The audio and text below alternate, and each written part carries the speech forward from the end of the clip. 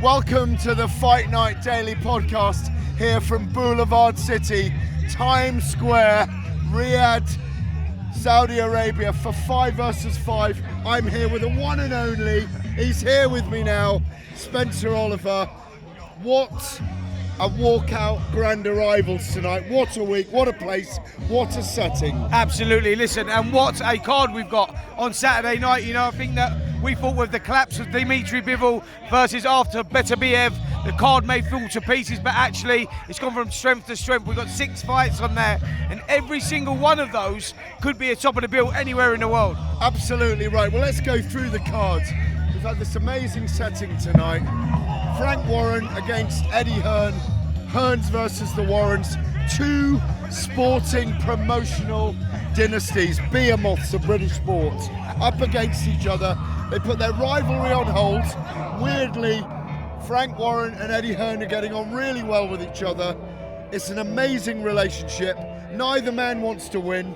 Real bragging rights. Let's have a comment first of all about how amazing it is to see those 2 men working together. Listen, it's not just amazing for each of the companies, but it's amazing for boxing that these 2 companies have come together. 30 years of rivalry been put to a side. 50.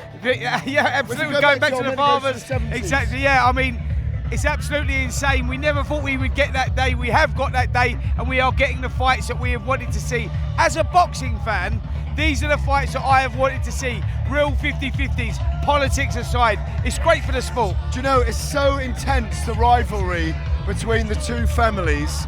When Frank Warren, I'm going to say this, because there's a magnificent documentary on DAZN, it's actually on their YouTube channel, and you can just watch it. When Frank Warren was shot in 1989, the next morning... Well, talking about Frank Warren, he's here, talking about Frank Warren. Well, just saying, amazing. I was saying it's not 30 years of rivalry, it's 50, isn't it? Let me just bring you over a tiny bit. I think so. Look at me, would you? No, you wouldn't. No, you wouldn't. No, Frank, honestly, and I was just saying that story, the documentary that DAZN did a great job on, Mike Walsh.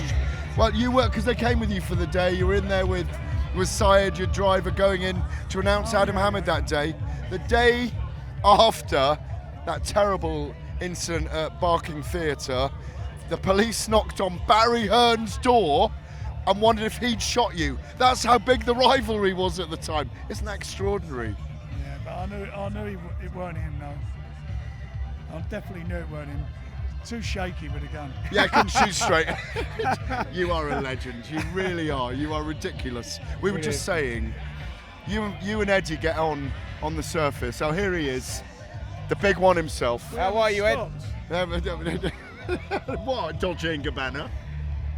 It's 42 degrees. I mean, how cool's Frank? He's got a shirt and a double-breasted jacket. And a string vest. Well, listen, talk about dress for the occasion. Looks great, mate. 42 degrees. What else am I going to wear other than Dolce & Gabbana pyjamas? What's the matter with you? So, You can wear them boots. the friendship ends on Saturday. You've been very cordial with each other, but it genuinely does end on Saturday night, doesn't it? We're down to business. You know, it's the 2 teams. They have respective fighters in, fight for their careers. Then get onto the bigger stage, win their fights, get on the big stage, and fight for, in my particular case, Queensbury, and Eddie's in Matchroom. And we want to win. We want to win. We're competitive people. There's no way in this world that either of us want to be sitting in that loser's seat, that leaser's seat on the plane going home. Yeah, I mean, It's a long journey. Gareth was saying there, friendships end. I think that you say friendships put aside, and there's a rivalry here that goes back a long, long way, Eddie. And, you know, it is all about egos, and it is all about teams and competition, etc. And you really want your boys to win. You believe they're going to win. So, you know, I think what's being overlooked as well is this new team concept. You know, for the first time in a night, you can have scores running throughout the night. Obviously, you've got double points for captains. You know, he's going the 3rd fight with Hamza Shiraz. It could come down to Wilder in the last one. We might need the knockout for the double points. He's gambled with Wilder, isn't he? He has, but he's put his faith in him. He's put his faith in him. He's a big puncher. Who knows? It's a 4-pointer, that one, isn't it? First of all, he's fighting for his career. Yeah. I mean, he can't afford another loss like last time. But nor can Zhang. And Zhang's trained very hard for this, as I know Wilder has. But Zhang can't afford to lose. It's a real jeopardy fight for one of them. Because whoever loses that, they are well and truly out of the picture.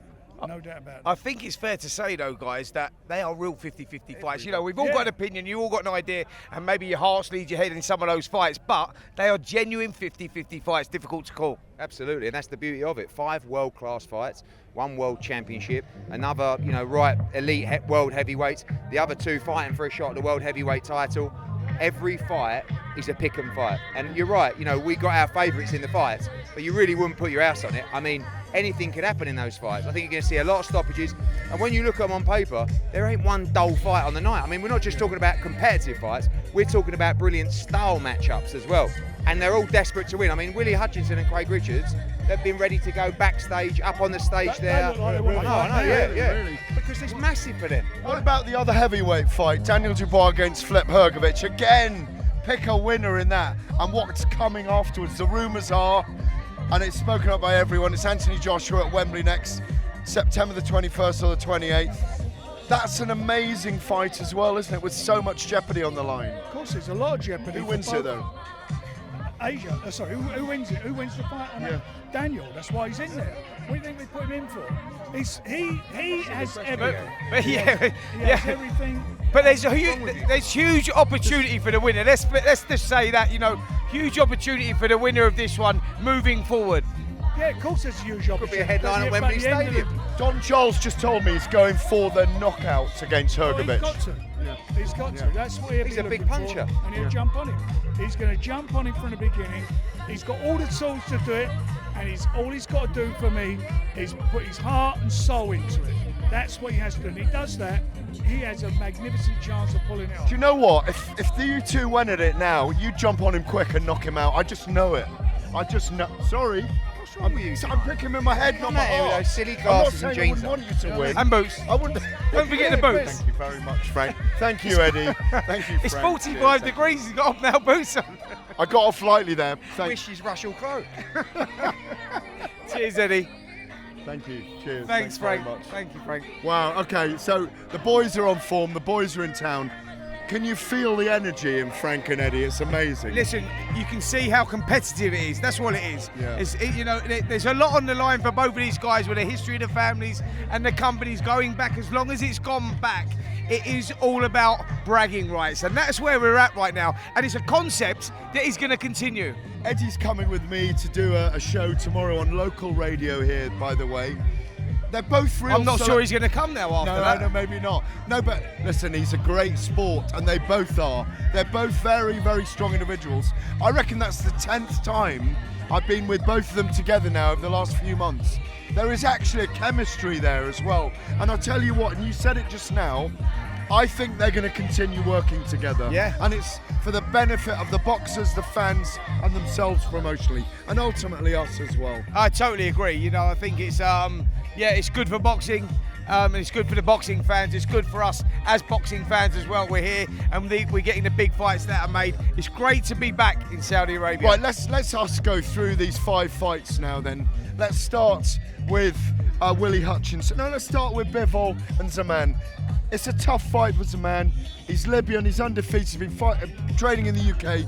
22-0, 60 knockouts. But this is his world title fight, isn't it? Absolutely. Bivol takes his eye off the ball. No, but you're talking about levels, but it is also about opportunity. You know, you go back to, fighters like when Steve Robinson beat John Davison for the world title, world featherweight title, and you looked at that and you go, he was really no more than a journeyman at the time. 24 hours opportunity. That's how boxing rolls. Dimitri Bivol is considered a pound for pound fighter. I believe he's a strong favourite going into this one. Zaman is good, but he's open to the right hand, a little bit up, and he's got that winning mentality. And because he's got that winning mentality, that will put him in a dangerous spot. Bivol's a class operator. He controls the space so well.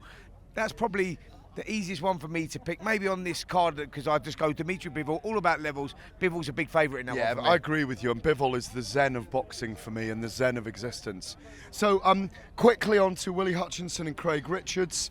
I'm going for the outsider in this. Willie Hutchinson, brilliant amateur career. I see it as a 60-40 fight.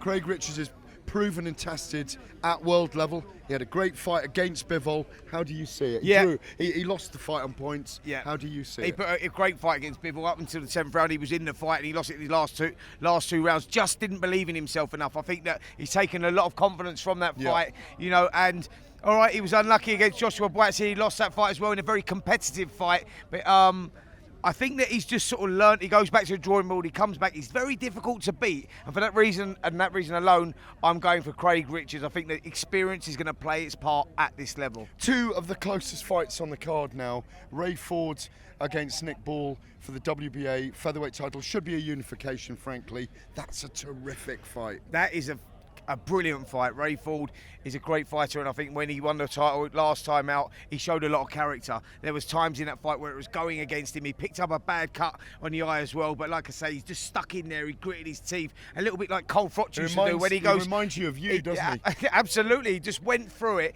and he reminds did not me of you. Totally. He didn't feel sorry for himself and just pushed on, and he got that victory in them But dying Ford's seconds. a survivor. Yeah, absolutely. In those dying seconds, I think that. Yeah, it's a tough one. He's got a great shot selection as well, but I just think Nick Ball should be champion. Okay. And I'd slightly lean towards him at this moment, but let's leave that one for now. Do you know, our minds are going to change every day this week, I think, because when you're around them. Hamza Shiraz against Amo Williams. Oh, my word, again. Clash of styles, clash of personalities here as well. The man with the tiger tail and the leather gloves, the man who's out there, transparent, outspoken. Hamza Shiraz, dedicated to his craft, to his religion, to Allah, living the life. What a fight. Different styles, but what a fight. A great fight. You know, I think that Williams, he throws the shots around the outside like the Americans do. He likes to wing them in. And for Hamza Shiraz, we know that he uses his height to his advantage. Rock'em sock'em robot angles. No, but he does. Yeah, when he doesn't do lateral, he's just like a robot. He stays tall, holds his shape, and he works well on the inside for a tall fighter, a little bit like Tommy Hearns used to do. Tommy Hearns, same physique. See, there you go. Same physique. I pulled it out. I think that I think he showed his levels against Liam Williams last time out. People would talk about Williams maybe being past his best, but you still got to go out there, do the job, and do it well. I'm going for Hamza Shiraz. They're closing us down here. The lights are going to go out in a moment. And this, look at it. I just got to share it for a moment. What a setting! Every time I come back here for different events, I cannot believe what they do with the settings. Yeah. It is staggering. It's like London, New York and Las Vegas rolled into one. It's been brilliant here tonight. Majestic. Our man, Majestic, has been on the tunes. Where is he? He's there. So let's go for two more fights now on this card. Two more fights, and they're heavyweight fights. We spoke to Frank and Eddie about them. Zhilei Zhang and Deontay Wilder's the last fight of the night. Hrgovic and Dubois. Are you biased? I'm going to go with Daniel Dubois. I think that the losses with Daniel Dubois has developed him as a fighter. And a team up with Don Charles has been a very good one as well. Don Charles has not been working on the physicalities. Daniel's always had that. He's been working on the psychological side with Daniel, and he's done a great job in that. We've seen he's pulled the confidence out of him. He's made him believe in himself. And I think for that reason only, I'm going to go for Daniel Dubois to put up the shock against Filip Hrgovic, who's the more experienced and the one that people fancy. And I've been working on my tan instead. So I'm working on this psychology as well. Psychology of we must finish the show. Right. Because they're ousting us from here because they're setting up for the next day. Daniel Dubois, you think wins? Yeah, I'm going Daniel Dubois. Does the big puncher win in the last heavyweight fight of the night? Zhilei Zhang beats Deontay Wilder. Wow. There you go. You go. I agree with you. What I saw in Deontay Wilder's last fight, I think that it wasn't just a bad night. I think that the fight really has left him. He's been talking the talk here. Let's see if he can walk the walk. But for that reason, I'm going Zhilei Zhang. I went with Deontay Wilder before we came, but he looks so leaned down, by the way. He's no 21 and a bit stone. He's lost a stone and a half. Don't forget, we'll be here all week with these hits into the shows. Enjoy the YouTube channel, and we'll be having a watch along on talkSPORT's boxing YouTube channel on Saturday night. Don't miss it. Don't miss us, because we'll miss you.